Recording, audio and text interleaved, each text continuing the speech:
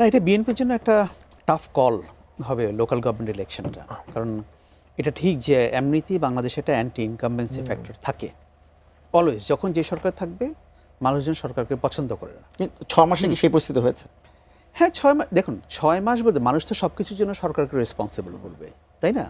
আপনার অন্য কাউকে তো আর করবে না, এটা আমাকে করবে না, আপনাকেও করবে না, যারা পাওয়ারে থাকবে তাদেরকেই করবে। এখানে 6 মাস বা 1 বছর বলে কথা না, একদিনের জন্য হলেও করে, তাই না? আপনার প্রফেসর ইউনূসকে রেসপন্সিবল করেছিল না? উনি যখন সরকার গঠন করেছেন বা দায়িত্ব নিয়েছেন, তখন বাংলাদেশে থানা বলতে কিছু ছিল না, তাই না? অ্যাডমিনিস্ট্রেশন বলতে কিছু ছিল না, তারপরে তো করেছে। তো এখন মানুষ এটা করবে, ওটা কোনো অসুবিধা নাই, ওটা করতেই পারে। কিন্তু বিএনপির জন্য এটা একটা টাফ কল, কারণ যদি সুষ্ঠু ইলেকশন তারা দেয় তাহলে তাদের একটা দলীয় বিপর্যয় ঘটবে দলের প্রার্থীদের।